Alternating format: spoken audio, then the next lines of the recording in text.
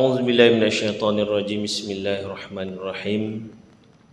Alhamdulillahi rabbil alamin wassalatu wassalamu ala sayyidina Muhammadin wa ala alihi wa sahbihi ajma'in. Rabbi shrah li sadri wa yassir li amri wahlul 'uqdatam min lisani yafqahu qawli. Allahumma inna na'udzubika min ilmin la yanfa' wa min qalbi la yahsha' wa min du'a'i la yusma' wa min nafsi la tasma'. Ya Rabbal Alamin. Yang dimuliakan Tuan Pengurusi Surau Al-Amin, barisan EJK, barisan makmum, barisan bakal-bakal jenazah kita ini, seterusnya sahabat-sahabat yang dirahmati Allah sekalian. Apa khabar semua? Alhamdulillah sihat ya. Jadi alhamdulillah bersyukur kita kepada Allah Subhanahu wa taala pada pagi yang mulia ini kita sama-sama dijemput oleh Allah Subhanahu wa taala dalam salah satu taman-taman syurganya, iaitu inilah dia, tak masjid ke surau lah, itulah rumah-rumah Allah. Alhamdulillah, pagi ini Allah Subhanahu wa taala memakbulkan niat kita untuk sama-sama berada dalam taman syurga subuh kita, dan insya-Allah moga-moga di dalamnya terdapat rahmat, nikmat dan perlindungan daripada Allah Subhanahu wa taala, insya-Allah. Jadi alhamdulillah bersyukur kita kepada Allah Subhanahu wa taala juga, penceramah juga diberikan kesihatan untuk hadir. Tak adalah tiba-tiba call pagi-pagi saya tak dapat datang, kecewa pengurusi. Dia mengajukkan saya sebulan. Susah nak pujuk dia tu. Gurau saja insya-Allah. Baik, kalau kita sambung dalam kitab kita ini, bedah buku kita ni lah, yang mana yang sahabat-sahabat yang dah terlupa kita ingatkan kembali, pegangan hidup mukmin bersyariat.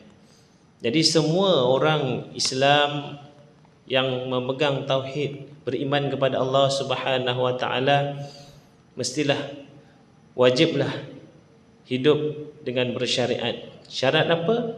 Syariatnya adalah beriman kepada Allah Subhanahu wa taala dan melaksanakan segala tuntutan yang diwajibkan ke atas mukallaf yang beriman kepada Allah Subhanahu wa taala.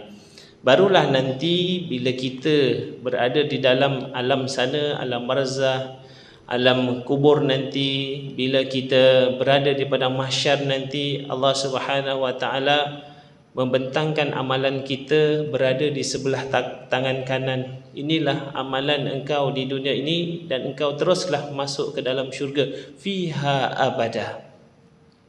Dan bagaimana caranya? Inilah dia caranya untuk kita teruskan sampai penghujung kalimah la ilaha illallah di nafas terakhir kita.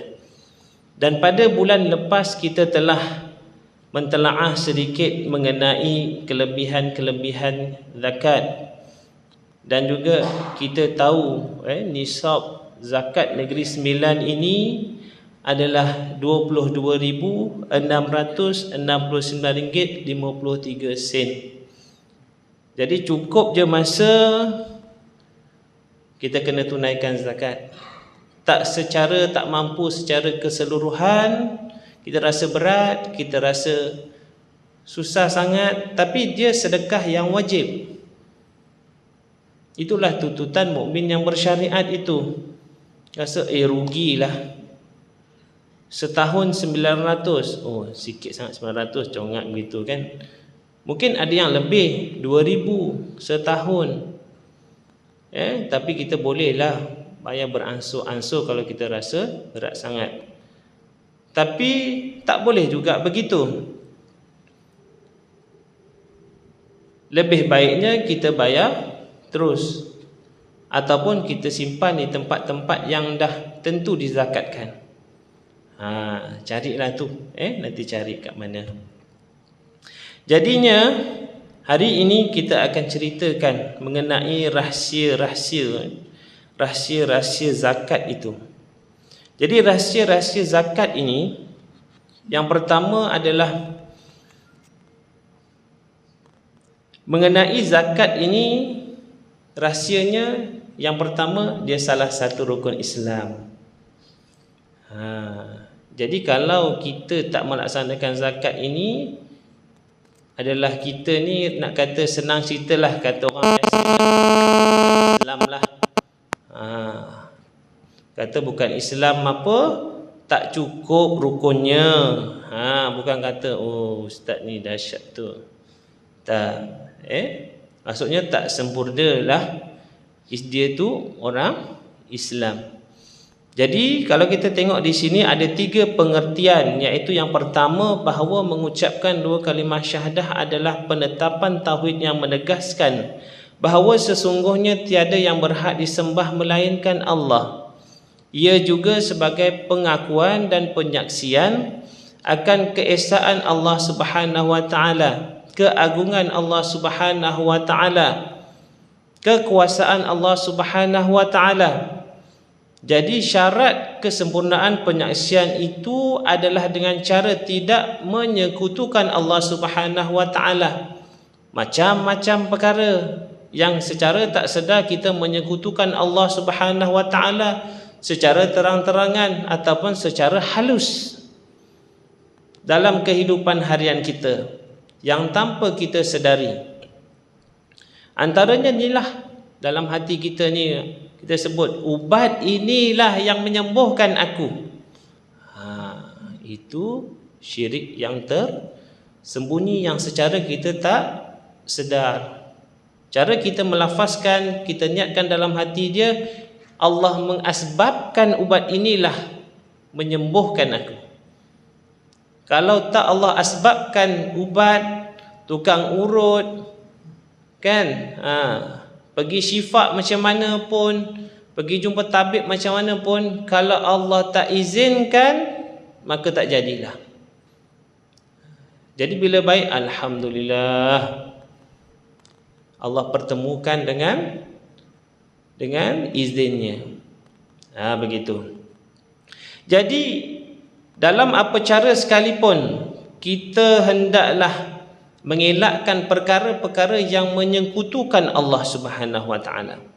Namun begitu, mentauhidkan Allah hanya dengan lidah sebenarnya mempunyai sedikit sahaja pengaruhnya. Jadi lisan ni, lidah ni sikit je.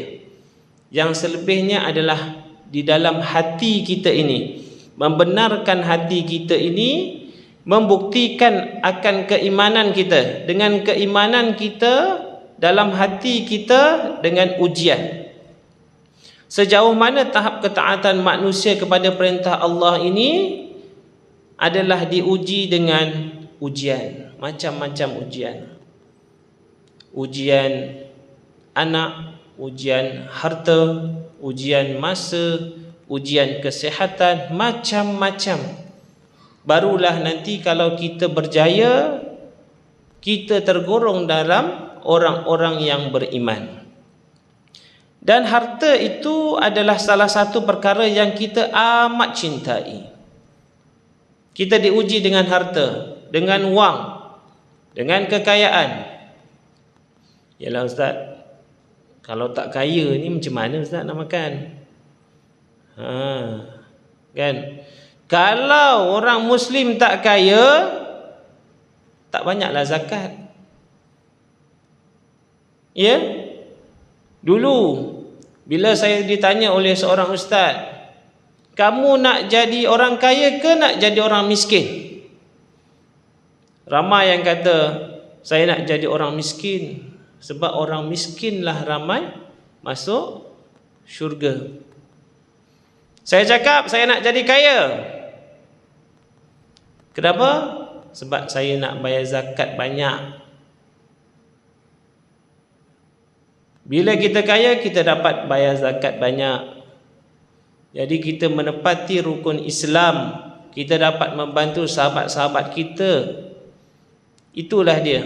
Bukannya kita dah kaya, kita nak elak cukai. Cukai itu nombor 2 lah. Kita selesaikan dulu yang wajib ini. Itu pun wajib juga, tapi dalam agama ni zakat tu wajib. Tu dia.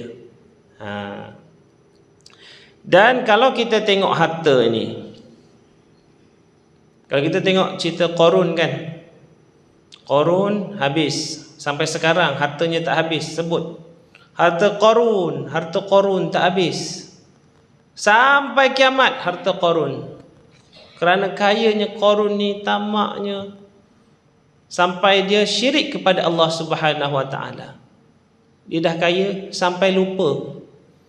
Tapi kita harapkan dengan kekayaan yang kita ada ini, meningkatnya keimanan kita kepada Allah Subhanahu Wa Taala.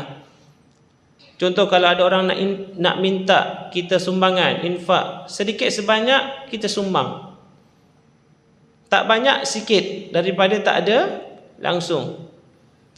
Ataupun jangan pula, tak naklah aku sumbang, scan QR code nanti keluar nama, riak. Pengusi tahu, segan. Sumbang 1 hari 1 sen. Siapalah 1 sen? Ada 1 hari RM1, dia nak sedekah, keluar nama, RM1 je, kata dia. Untung RM1 daripada tak ada langsung. Kadang-kadang itulah kan, bila orang sumbangan, siapa nama ni? Kalau banyak direkod, yang sikit tak payah rekod, dia pengusi. Semua rekod dia pengusi. Alhamdulillah. Yang sumbang puluh-puluh ribu rekod. Ada cerita, kita rekod yang besar je, kita tengok siapa dia. Kecil pun kita tengoklah kan. Kadang-kadang ada orang tu memang RM1, tapi 30 hari. Yang berpuluh-puluh ringgit ni kadang-kadang, yang ratus ni jarang-jarang, ribu-ribu ni jarang sekali. Kan. Tapi yang penting adalah rasa untuk kita bersedekah itu. Dan harta dapat memberi keselesaan kepada diri kita. Dengan harta mereka akan berasa tenang dan gembira. Kalau tak ada harta ni macam mana ni? Gaji tak ada kan? Duduk kan, macam gelandangan. Tapi gelandangan pun kaya. Dalam akaun ada 100 ribu, 200 ribu. Rumah tak payah bayar, api air tak payah bayar kan? Bila suruh kerja, malas. Buat apa nak kerja? Satu hari tadah tangan je dekat tepi jalan. Sebab rakyat Malaysia ni pemurah, sebab dah belajar bab zakat ini, sedekah semua, kita bersangka baik, kita sedekah. Satu hari RM100 dia dapat, cukuplah balik. Sebulan RM3,000, senang. Kalau 100, kalau lebih, oh ya Allahu Akbar kan. Tapi kita niat kita lah, yang dia tu biapilah kan. Yang penting niat kita sedekah, membantu. Selebihnya dia yang tanggung. Tapi kadang-kadang kena tengok juga, ada sedikit kan, sedikit. Kena cek. Jadinya ramai dalam kalangan umat manusia ini takut akan kematian, benci nak mati. Sebab apa? Sebab harta tak cukup lagi ni, banyak lagi. Kenapa saya cakap macam tu? Sebab kita dah tak sihat pun, kadang-kadang harta yang nak difaraid orang punya pun kita nak. Kita lebih pandai sedikit, kita nak. Ini bahagian aku, dulu mak cakap dengan aku dapat yang ini. Itu dulu cakap, tak ada tulis, tak ada dokumen, tak ada saksi, cakap aja. Dah berebut, bergaduh adik-beradik, na'udzubillah min zalik. Jadi kita sebagai manusia ini dibahagikan kepada 3 kategori. Iaitu sebahagiannya suka mengeluarkan hartanya sehingga tidak memiliki apa-apa lagi. Ini adalah sebagaimana sahabat Nabi Sayyidina Abu Bakar As-Siddiq yang menyerahkan seluruh hartanya kepada Rasulullah sallallahu alaihi wasallam. Inilah jihad yang paling besar. Tapi sekarang ni ustaz, macam mana ustaz? Kalau ni nak makan apa ni ustaz? Maksudnya kita serahkan secukup-cukupnya kita dapat hidup tu, kan, kita sedekahkan tu cukup. Bukanlah kita serah semua tu langsung tak ada apa sampai merempat tepi jalan. Itu maksudnya. Itulah yang kita akan buat hari-hari. Berapa yang cukup ini sampai hujung bulan, ini sedekah. Itulah dia. Kita istiqamah. Yang kedua, sebahagian daripada mereka memilih untuk memiliki harta dan sering menantikan waktu yang terbaik untuk mengeluarkan dia. Inilah kita lah ni kan. Seperti ketika di bulan Ramadan dan di musim haji, ya Allah, kita bagi sumbangan macam bermusim. Masing-masing tunggu ni, kumpul duit ni. Ustaz kata afdal bulan Ramadan ni, kita nak bersedekah bulan Ramadan, kita kumpul setahun, kita bagi, kan, kita bagi. Inilah kita, kan. Jadi manusia ni kategori dia ada 3. Ini baru yang kedua, itu kita lah, kan.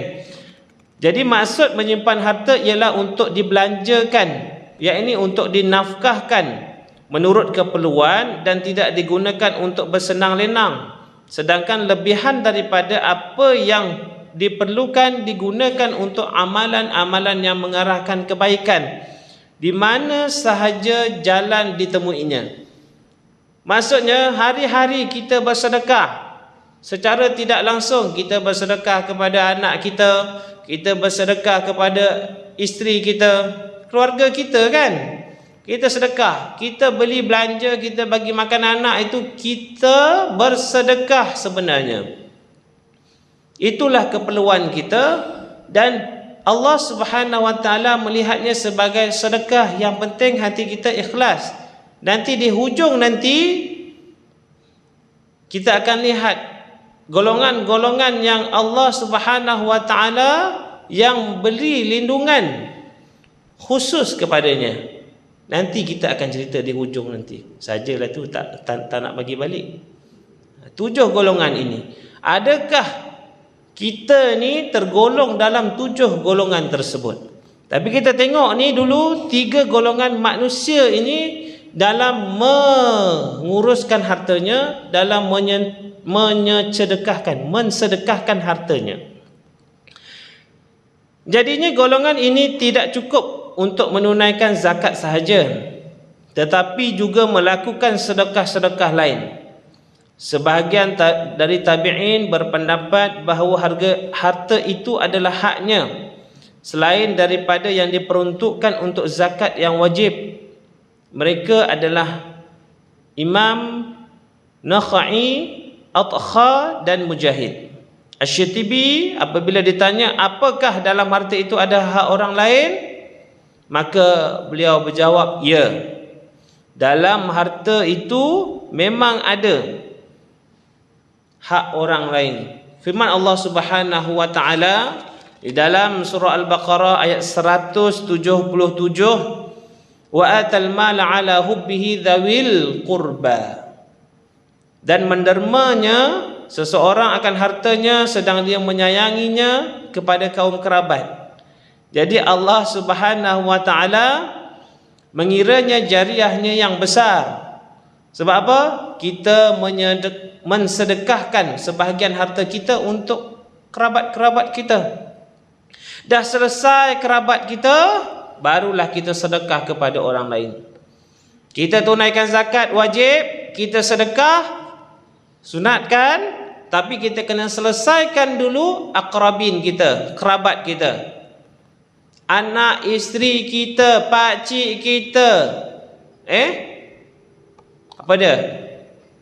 Anak kita, ibu ayah, anak isteri, adik-beradik kita, selesai ke tak selesai? Kalau tak selesai, kalau kita sumbang puluh-puluh ribu pun kepada orang lain, sedangkan adik-beradik kita, kerabat kita dalam kemiskinan, tak cukup lagi. Bukan tak diterima, tak cukup lagi. Kita selesaikan dulu mana yang perlu didahulukan, baru kita nak menginfakkan kepada orang-orang yang selain daripadanya. Firman Allah Subhanahu wa taala dalam surah Al-Baqarah ayat yang ketiga, selalu yang kita baca ni, selalu alladzina yu'minuna bil ghaibi wa yuqimuna as-salata wa mimma razaqnahum yunfiqun. Apa maksud dia? Orang-orang yang beriman kepada perkara-perkara yang gaib dan mengerjakan solat serta membelanjakan, mendermakan sebahagian daripada rezekinya yang kami berikan kepadanya, iaitu Allah berikan kepadanya, dia mensedekahkan, share sebahagian hartanya. Nah, kita nampak tak ganjaran tu? Yang kita tahu bulan lepas, sedekah ni sebagai macam benih padi keluar 7 tangkai. Dalam 7 tangkai tu keluar lagi banyak buah. Macam pokok padi kan? Kita nampak tak? Kita bagi tu tiba-tiba bercambah. Tak nampak. Inilah perkara gaib yang kita perlu percaya. Allah Subhanahu wa taala pastinya menyebarkannya. Mudah je. Kalau kita nak tengok, kalau kita nak tengok mudah. Kita bagi orang RM1, kan? Memang betul-betul dia berikan RM1. Dengan duit RM1 itu dia bertenaga, dia pergi beli air, kan? Dia kerja. Dengan dia kuat, dia kerja, dia bantu pula orang lain, bagi lagi RM1. RM2 dia bagi. Begitulah sedekah secara kita tak sedar. Tak ada duit, pagi ni datang surau, dia datang senyum, sedekah. Senyum, dia gembira. Orang yang kita senyum bersama tu, dia gembira, dia senyum lagi dekat orang lain. Disebabkan senyum kita tadi pagi ni sebenarnya dia mudi, dia murung. Sebab malam tadi dia marah anak dia geram, entah apa benda dia geram. Pagi ni dia pergi surau, anak aku ni. Kawan dia datang, senyum, dia gembira. Tadi dia rasa orang nak tegur dia, marah je, kau apa hal. Tapi bila senyum, okey, dah lupa sekejap, orang lain pun dapat manfaatnya. Jadi semua orang akan happy. Itulah umpamanya perkara-perkara gaib, keajaiban yang kita tak tahu. Jadi kalau kita zakat ini adalah merupakan hak seorang muslim kepada muslim yang lain. Artinya seseorang yang mampu atau kaya atau kaum muslimin apabila mendapati seseorang itu dalam kekurangan dan memerlukan bantuan, maka wajiblah ia menghulurkan bantuan untuk memenuhi keperluan saudaranya. Dalam BTS ni, ada ke sahabat-sahabat kita ni yang miskin, yang tak makan? Ada ke? Tak ada, Ustaz. Kata semua ni rumah banglo, kubur pun eksklusif, kan? Lapang, boleh pilih. Nak yang hujung ke, nak yang corner lot ke, nak yang end lot ada tanah sikit, pilih. Kita dah ukur. Jadi lahat tu 2.5 kaki, dalamnya 6.5 kaki. Kita ukur. Nak boleh pilih, nak lahat ke nak teraju. Tapi kena ikut, kita pilih teraju, kalau tidak nanti runtuh. Boleh pilih, nak lot nombor berapa, TK001 ke TK002. Mana yang dan lah, Ustaz. Sebab apa? Memang saya yang buat nombor tu. Saya yang buat nombor tu. Saya yang rekodkan. Jadi benda-benda tu saya seronok. Seronok sebab itu pun salah satu sedekah kita. Kalau kita tak mampu nak bagi wang ringgit, kita bagi sedekah tenaga kita. Kita sedekahlah masa kita sedikit. Kot ada yang nak buat plan ke kat situ, plan, kita nak buat plan tanam rumput ke kan, bolehlah, insya-Allah sambil-sambil. Jadi artinya bila kita kaya ni, kita tak boleh lupakan sahabat-sahabat kita. Ustaz, gaji saya ni cukup-cukup makan je Ustaz.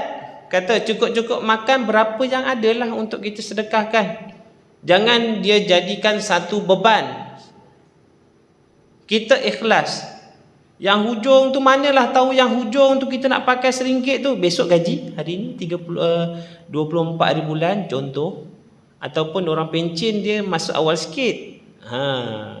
Pencen dia awal sikit kan, 22 hari bulan tu ke, dah hujung sikit tu adalah RM1. Itulah nak tunggu 12 malam tu masuk duit besoknya. Itulah duit satu-satunya tinggal dalam akaun.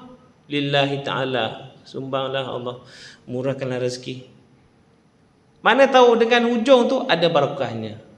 Sebab kita paling sayang tu lah Allah Subhanahu Wa Taala nak uji kita, hati kita ni kan. Kita sayang dan Ustaz saya tinggal RM5 je nak makan ni Ustaz. Tiba-tiba dia datang nak minta pula dengan saya RM5. Macam mana Ustaz? Kita pilih. Kita yakin ke tak yakin? Yakin ke tak yakin? Sebab kejadian ni pernah terjadi. Saya bagi RM5 dapat RM500. Memang dah tak ada duit dah. Keajaiban Allah Subhanahu Wa Taala nak bagi. Bagi RM1, Allah bagi RM100. Tiba-tiba masuk dalam akaun. Cing. Bila masa pula dah ni. Kata, Ustaz ni ada tunggakan ni Ustaz, kata dia. Tunggakan bila? Entah. Halal. Tak tahu, kita pun tak ingat. Kadang-kadang saya memang kalau duit-duit tepi tu saya malas nak ingat. Biarlah dia. Kalau ingat kan terpakai. Duit-duit tepi tu. Okey. Jadinya golongan ketiga pula kita tengok. Mereka yang mencukupkan dirinya dengan hanya menunaikan zakat yang wajib saja. Wajib saja. Ini siapalah dia? Mungkin saya, mungkin kita semua.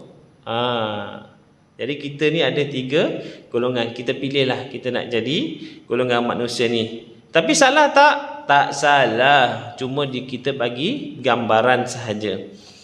Jadi golongan manusia yang ketiga ini dalam menunaikan zakat, dia hanya tunaikan zakat yang wajib sahaja.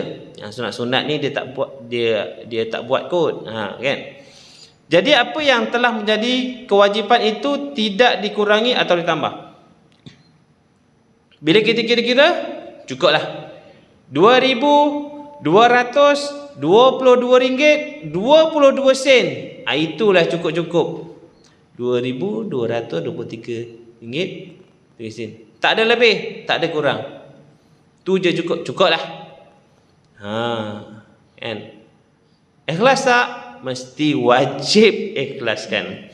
Jadi mereka ini, kita ni kalau tergolong dalam golongan manusia yang berzakat kategori ketiga ini, kita adalah dikategorikan sebagai golongan bertaraf rendah, dan kebanyakan mereka adalah orang-orang awam biasa.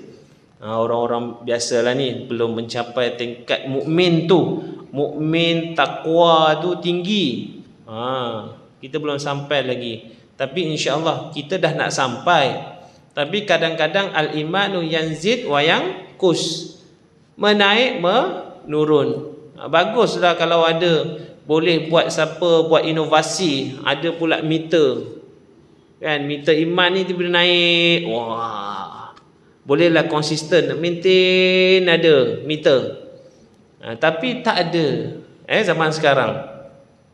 Jadinya mereka ini menunaikan mana-mana yang wajib sahaja.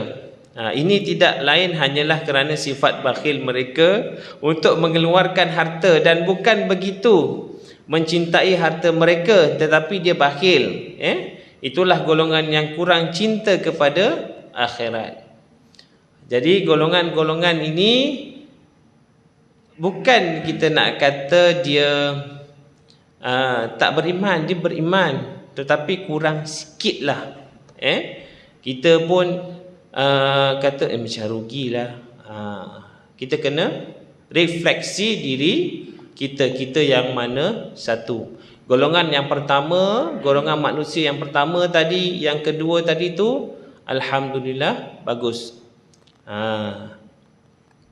Dan kalau kita tengok pula, zakat ini adalah juga membersihkan diri kita daripada sifat sombong.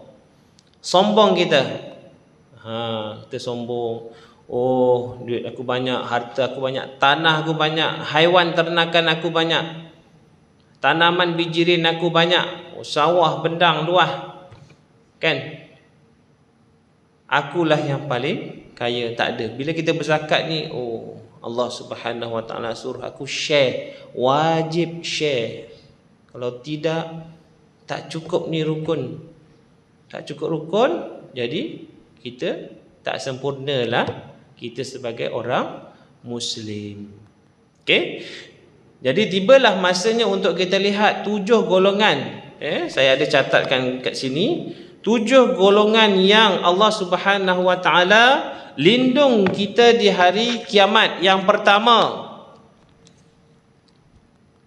dalam hadis, inna Nabi sallallahu alaihi wasallam sab'atun yadhilluhumullahu fi zillati yawma la zilli illa zilluh.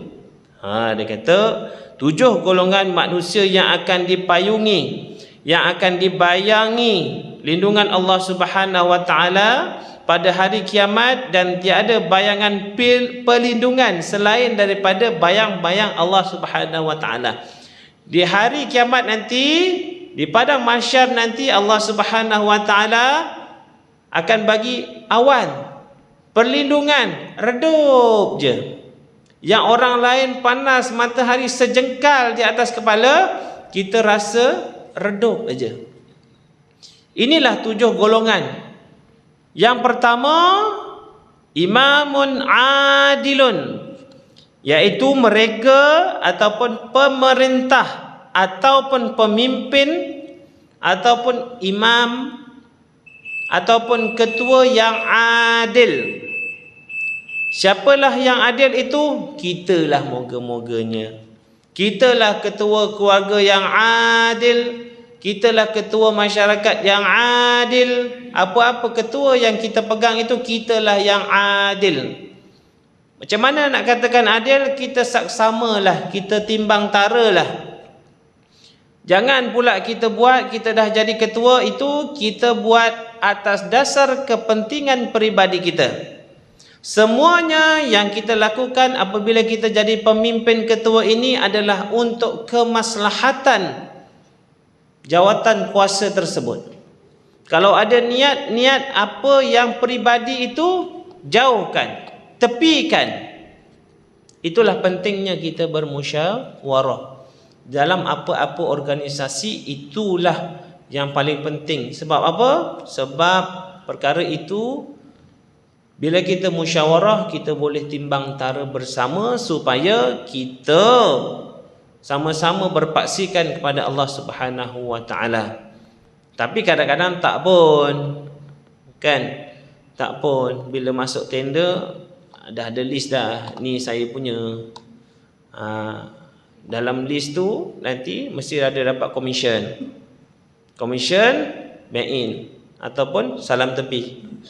Na'udzubillahi min zalik. Kalau dah terbuat kita ni, sama-sama kita taubat. Taubat. Taubatan nasuha, insya-Allah. Golongan yang kedua, iaitu orang yang sejak kecilnya, sejak zaman remajanya, dia istiqamah beribadat. Siapakah kita? Siapakah dia remaja-remaja tu? Mungkin kita. Sambungan daripada hadis tadi, rajulun qalbuhu mu'allaqun bil masajid. Bukan. Wa syabun nasa'a fi ibadatillah. Maksudnya remaja, pemuda yang dari mudanya sampailah sekarang dia istiqamah beribadah. Gitulah tu. Kan? Kalau tak dulu masa kecil-kecil, ayah kita tak bawa pergi surau masjid. Kita tak ada kawan-kawan kita duk melepak dekat surau masjid. Dulu kan ada kita dulu kecil-kecil. Macam dah tua sangat je saya ni kan. Tapi itulah saya. Saya berkawan dengan orang yang umur dia 97 tahun waktu ketika tu. Umur saya 5 tahun. Kawannya umur 57 tahun. Muda. Jadi semuanya dengan adanya saya semuanya jadi muda. Kan walaupun pakai gigi palsu, ada yang tak pakai gigi palsu. Sayalah hiburan dia orang. Tidur surau, tidur masjid, kan? Macam-macam. Tapi dia orang okey je. Kan? Okey je. Itu memori kita. Sebab itulah adanya memori itu, adanya kita hari ini. Percaya tak percaya, dulu cuba kita refresh balik, kita ingat balik dulu kita kecil-kecil ayah kita selalu bawa. Dah sampai ke besar tak nak pergi masjid. Tak sempat lah. Boring lah, lama sangat lah. Sampai satu masa kita pun dah kerja, dah kahwin, dah ada anak. Kita rasa rindu. Kita tiba-tiba teringat, dulu kecil-kecil ni seronok je. Kita rindu waktu masa tu, kita rasa tu, kita rindu. Tuan-tuan tahu tak? Rasa tu rasa apa? Rindu nak pergi masjid, cinta, macam rindu suasana tu. Itulah salah satu yang Nabi kata, masjid, majlis ilmu ini adalah taman-taman syurga. Syurga ni tempatnya apa? Tenang. Itulah yang kita rindukan, ketenangan. Dan kita cari waktu tu tenang, tak fikir apa ustaz. Seronok sangat. Itulah yang kita nak cari itu. Itulah syurga kita.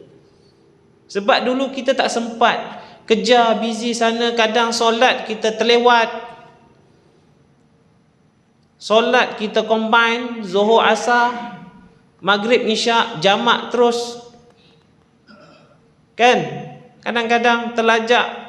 Kita nak siapkan tutup akaun tu dah Asar, Maghrib, Isyak. Tiba-tiba Isyak, jamak, jadi kodok. Hari-hari kodok belaka. Mujur tak melompat-lompat solatnya. Itu kita lah kan. Kita. Bukan sengaja, tapi hari-hari. Tak sengaja ustaz. Hari-hari pula. Itulah masa-masanya kan. Jadi kita ni moga-moga terkurung dalam lembayung. Bila kita di hari kiamat nanti, Allah Subhanahu Wa Taala bagi kita perlindungan, sejuk kan. Dan yang ketiga tadi, hadis yang saya telah baca, wa rajulun qalbuhu mu'allaqun bil masajid. Jadi kita ni orang yang hatinya tertaut dalam tempat bersujud, masjid, surau. Dia rindu, aku tak pergi dia ni. Sakit-sakit pun lama tak pergi. Kan rindu. Itu Allah Subhanahu Wa Taala memberikan dia payungan nanti di hari kiamat nanti. Payungan dia rindu nak pergi masjid. Rindu je Allah Subhanahu Wa Taala bagi payung, bagi awan, bagi redup. Rindu.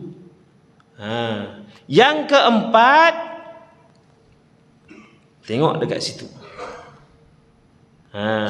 Wa rajulun da'athul ra'atun dhata mansabin wa jamal.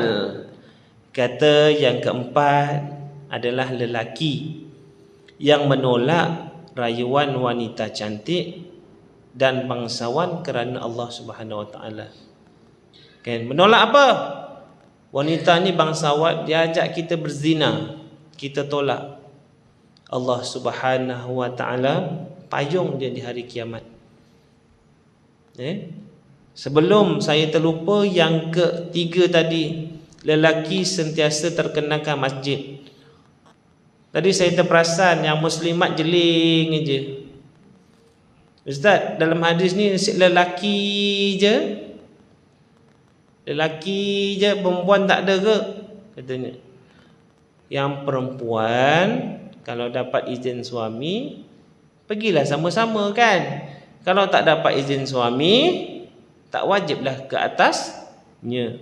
Tapi takkanlah dah pencen pun kata dekat rumah sorang-sorang kita tinggalkan dekat rumah. Takkanlah. Kan? Kata nak masuk syurga sama-sama, tinggalkan. Yang tak payahlah ustaz kata tak wajib, kat rumah je lah. Padahal pergi surau, balik nak pergi ngeteh lama sikit. Kalau ada orang rumah kan tak boleh nak menyimpang-nyimpang. Kan, strategi tu saya dah baca. Dah masuk dalam nota. Kan, itulah. Kadang-kadang pun saya pun terfikir macam tu juga. Tapi strategi ni sejak puluhan tahun sama. Sebab itulah dari sahabat saya, atuk yang tu 97 tahun tu strateginya sama. Walaupun dia pergi naik basikal, lebih baik pergi naik basikal. Katanya boleh ngetek lama sikit, pusing. Tu dia cara dia. Sekarang pun sama juga, kan? Baik. Yang keempat tadi, lelaki yang menolak rayuan untuk berzina, dia tolak kerana Allah Subhanahu Wa Taala. Dia takut dengan siksa Allah Subhanahu Wa Taala. Cantik macam mana pun tolak. Sebab yang lelaki tu handsome, kan? Macam tuan-tuan lah, saya ni kacak je, tuan-tuan lagi handsome. Jadi kita tolak. Yang kelima, kan tak sempat habis tu pula. Yang kelima, dua orang yang saling berkasih sayang kerana Allah Subhanahu Wa Taala. Suami isteri berkasih sayang kerana Allah Subhanahu Wa Taala, dalam kehidupannya tenang, bahagia. Akhirat nanti, di hari kiamat nanti, Allah Subhanahu Wa Taala bagi payung dengan dia, tak panas. Ini Allah Subhanahu Wa Taala jaga. Kalau berkasih sayang kerana Allah Subhanahu Wa Taala, pastinya kehidupan di dunia harmoni, keluarganya harmoni. Itu yang kita nak, kan? Kita doa hari-hari, Rabbana hablana min azwajina wa dhurriyyatina qurrata a'yunin waj'alna lil muttaqina imamah. Tapi dalam masa yang sama, ya Allah, ya Tuhanku, kenapa dah tiap-tiap hari ni aku berdoa ni, tiba-tiba anak aku ada isap dadah pula. Dan sekarang gila pula. Makan ubat pula sekarang. Saya kata alhamdulillah. Kerana apa? Kerana Allah Subhanahu Wa Taala sayang dengan keluarga tersebut. Kalau tak ada dia ni, kita semua lupa dengan kekuasaan Allah Subhanahu Wa Taala. Kita lupa dengan keluarga kita. Kan dalam keluarga kita tu, dalam pisang setandan kadang-kadang mestilah ada yang buruk. Kan? Buruk tu kadang-kadang boleh kita buat jemput-jemput. Ambil lah sikit potong mana yang tu, ambil sikit buat jemput-jemput. Sayang. Macam itulah juga dalam kehidupan. Kan? Dalam pisang standar dah buruk tu kan, kita buat jemput-jemput pula, kita adjust, letak gula sikit ke, letak garam sikit ke, letaklah bahan penaik ke, jadi cekodok, rangup, sedap. Begitulah perumpamaannya. Rangup sedap itu, itulah rasa nikmat Allah Subhanahu Wa Taala. Untung dia makan ubat, dia masih ada dalam keluarga kita. Untung dia makan ubat, tenang, dia boleh pergi surau, dia boleh sembahyang balik. Tu dia. Kita tengoklah dia. Tapi tak semua orang boleh berfikiran begitu. Ustaz senang je cakap. Senang cakap. Saya yang lalui Ustaz. Yalah, memang saya bagi nasihat. Hidayah tu milik Allah Subhanahu Wa Taala. Kalau tak dapat lagi, jangan marah. Sabar dan yakin Allah Subhanahu Wa Taala akan bantu. Dan juga dua orang lelaki, ada sahabat ni kadang-kadang dia dua orang je pergi minum teh. Dia sembang, cerita. Dia bersahabat kerana Allah Subhanahu Wa Taala. Ini pun Allah Subhanahu Wa Taala lembayungkan dalam rahmatnya, perlindungannya, redup aja di hari kiamat nanti. Allah bagi perlindungan. Kadang-kadang kita jangan pula syawak sangka dia ni jalan berdua je macam belangkas. Kata adalah tu nak komplot apa tu lah, kita pula kita bersangka baik. Yang keenam, inilah kita ni yang kita nak jelaskan banyak-banyak hari ini, orang yang bersedekah dengan ikhlas. Kita sedekah dengan ikhlas, hati kita tak ada menunjuk-nunjuk. Dan juga kadang-kadang kita nampak orang bagi sumbangan cek, kan, puluh ribu, juta, nak menunjuk-nunjuk lah tu. Sabar dulu. Asyik-asyik nak judge aja orang, kan, nak judge. Allah terima amalan dia tu sebab ikhlas tu kita tak nampak, kan. Memang dia punya kerja tu bagi sumbangan, ada bukti. Kalau tak ada gambar, kosong lap duit ni. Duit bang meja lah ni. Memang kena ada bukti. Sebab Allah Subhanahu Wa Taala dah bagi tahu dah dalam Al-Quran, kan. Orang yang bagi sumbangan secara terang-terangan, orang yang bagi sumbangan secara rahsia pun Allah terima. Mana lebih baik? Bagi sumbangan secara rahsia. Mana lebih baik? Rahsia lebih baik. Adakah Allah tolak kalau kita bagi terang-terangan? Tak. Hanya Allah Subhanahu Wa Taala yang tahu keikhlasan dalam hatinya. Kenapa? Allah Subhanahu Wa Taala dah berfirman, in tubdus sadaqati fa ni'mahi. Dia kata, kalau kamu zahirkan sedekah itu, maka yang demikian adalah baik. Sebab apa? Sebab boleh jadi contoh semangat kepada orang lain. Dia sumbang 10,000, tak, aku sumbang berapa je. Itu dia dari segi yang positif. Lagi Allah Subhanahu Wa Taala bagi tahu kita apa? Wa in tukhfuha wa tu'tuhal fuqara'a fa huwa khairul lakum. Allah Subhanahu Wa Taala bagi tahu kepada kita, dan kalau pula kamu sembunyikan sedekah itu serta kamu memberikannya kepada orang-orang fakir miskin, maka itu adalah lebih baik bagi kamu. Terang-terangan ke secara sembunyi-sembunyi? Sembunyi-sembunyi lebih baik. Ini yang paling dekat dengan kita.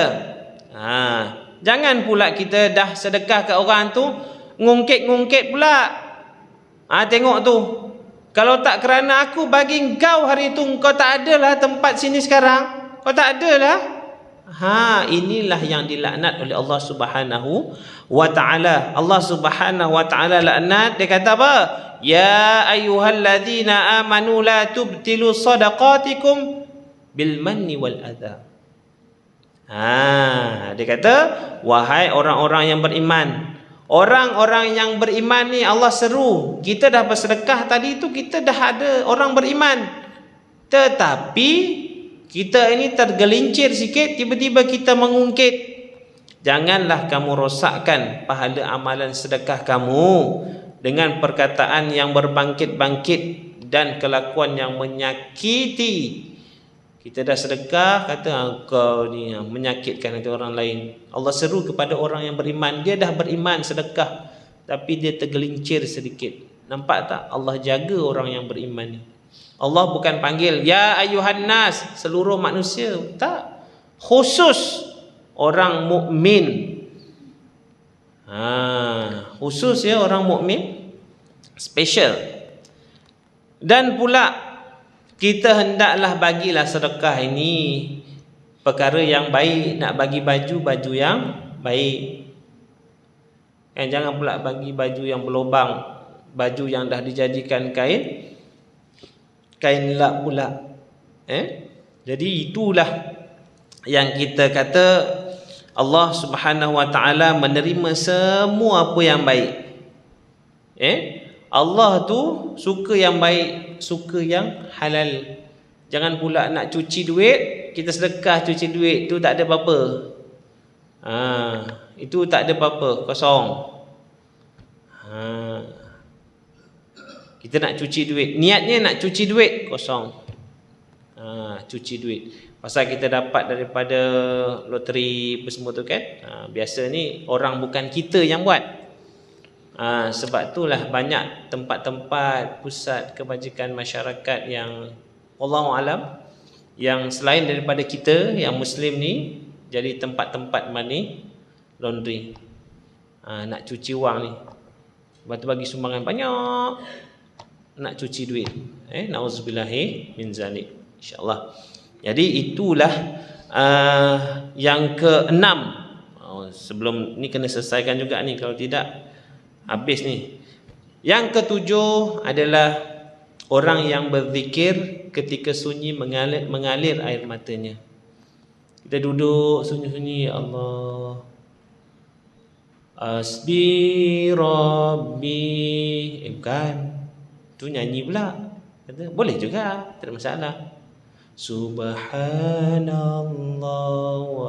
dia menangis seorang-seorang. Ya Allah, ampunilah aku. Allah Subhanahu Wa Taala payung dia dekat akhirat nanti. Hari kiamat nanti Allah Subhanahu Wa Taala payungi dia. Zikirlah, banyak sedekahlah. Sama-sama kita jadi sahabat-sahabat yang akan dipayungi di padang mahsyar kelak hari kiamat. Dalam kubur ni tak ada seksaan, kekal je. Sebab tiap-tiap malam dah amal al-mulk lagi, dah luas kuburnya. Kita buat baik lagi, berkasih sayang antara berdua tadi. Kita cari rezeki yang halal, kita tak buat maksiat, kita baik dengan semua orang. InsyaAllah kita sama-sama jadi mukmin yang bersyariat, seterusnya menjadi penghuni syurga Allah Subhanahu Wa Taala, insya-Allah. Jadi itulah penutup untuk hari ini. Jadi insya-Allah kita akan sambung lagi berkaitan dengan rahsia-rahsia zakat ini yang kita tahu, kadang kita lupa. Jadi insya-Allah kita akan jumpa lagi bulan depan. Kalau ada rezeki terdekat, jumpa bulan ni juga. Kalau tak, jumpa bulan yang seterusnya lah, insya-Allah. Jadi ada apa-apa pertanyaan? Ada? Tak ada. Kalau segan nak tanya sini, boleh PM tepi, insya-Allah. Jadi yang baik itu datang daripada Allah Subhanahu Wa Taala, yang kekurangan itu datangnya dari kelemahan dari saya sendiri. Jadi insya-Allah kita jumpa lagi, insya-Allah. A'udzubillahi minasyaitonirrajim. Bismillahirrahmanirrahim. Alhamdulillahirabbil alamin, wassalatu wassalamu ala sayyidina Muhammad wa ala alihi wa sahbihi ajma'in. Allahumma rabbana hab lana min azwajina wa dhurriyyatina qurrata a'yunin waj'alna lil muttaqina imama. Allahumma rabbana ighfir lana wa li ikhwanina alladhina sabaquna bil iman wa la taj'al fi qulubina ghillan lil ladzina amanu rabbana innaka ra'ufur rahim. Allahumma khtim lana bi husnil khatimah wa la tahtim alaina ya Allah bi su'il khatimah. Rabbana atina fid dunya hasanah wa fil akhirati hasanah wa qina adzaban nar. Walhamdulillahi rabbil alamin. Taqabbalallahu minna wa minkum.